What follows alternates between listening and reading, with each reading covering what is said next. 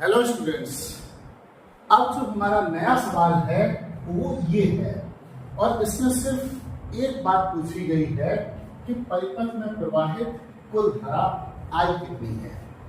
Dear students, सबसे पहले हम इसको चेक करेंगे कि कहीं ये संतुलित व्हीटस्टोन सेतु की व्यवस्था तो नहीं है जैसा कि प्रतीत होता है।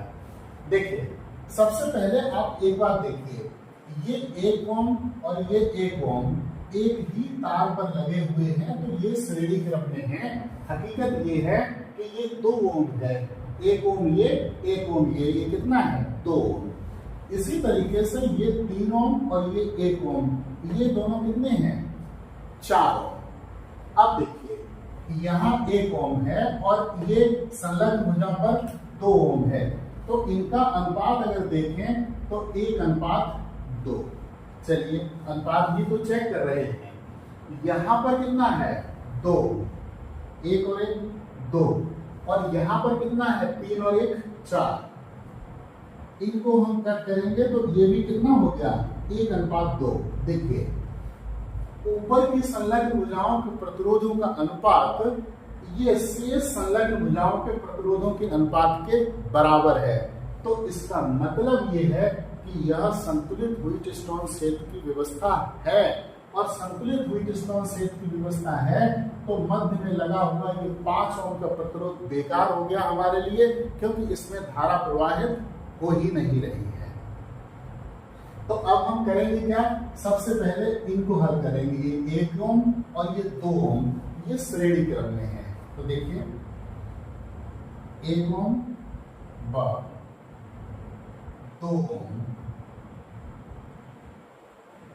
श्रेणी क्रम में है, अतः इनका तुल्य प्रतिरोध R1 बराबर हो जाएगा 1 ओम प्लस 2 ओम, यानी कि R1 बराबर हो गया आपका 3 ओम।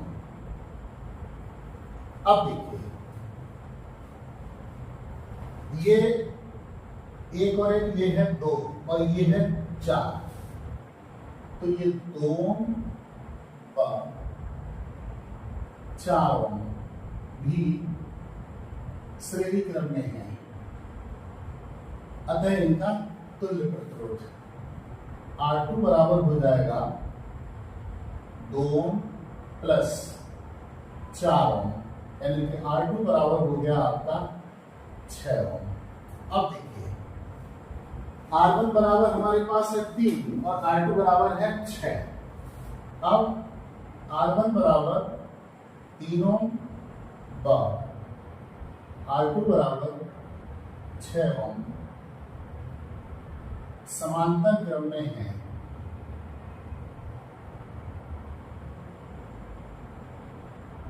अतः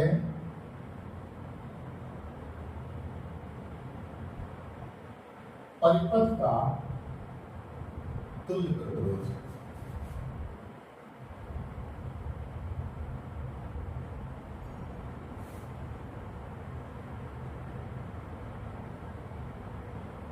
तुल्य प्रतिरोध 1/R equal to 1/R1 plus 1/R2। तो 1/R is equal to R1 है आपका 3 ओम, 1/3 धन 1/6। चलिए, तो 1/R बराबर एलसीएम हो गया 6, 3 दूनी 6, 6 एकम 6, 3/6, 3 एकम 3 दूनी, ये हो गया आपका 1/2, यानी कि 1/R बराबर 1/2, तो R बराबर हो जाएगा 2। ये रहा आपका टोटल रेजिस्टेंस, यानी कि परिपथ का कुल प्रतिरोध। चलिए आगे देखते हैं।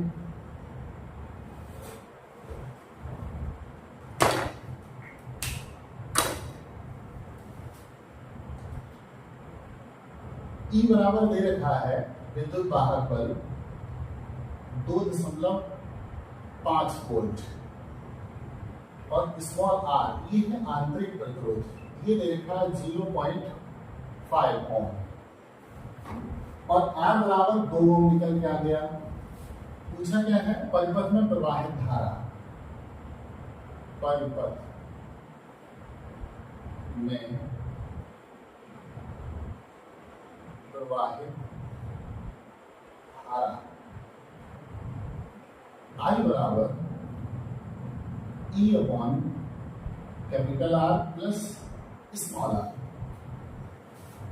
I बराबर E है आपका 2.5, आउटर रेजिस्टेंस है 2, इंटरनल रेजिस्टेंस है 0.5। तो I बराबर 2.5 अपॉन 2.5 एम्पियर, ये कट गया एक बार, तो I बराबर 1 एम्पियर। डियर स्टूडेंट्स, इस तरीके से परपथ में जो प्रवाहित धारा है वो 1 एम्पियर की है। हम आपको बताना चाहेंगे कि हमने 12th के सिलेबस की चैप्टर वाइज प्ले लिस्ट बना रखी है।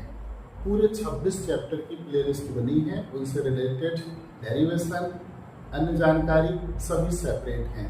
एक बार प्ले लिस्ट पर जाएं, जरूर देखें अगर आपके फायदे की चीज़ है। Thank you.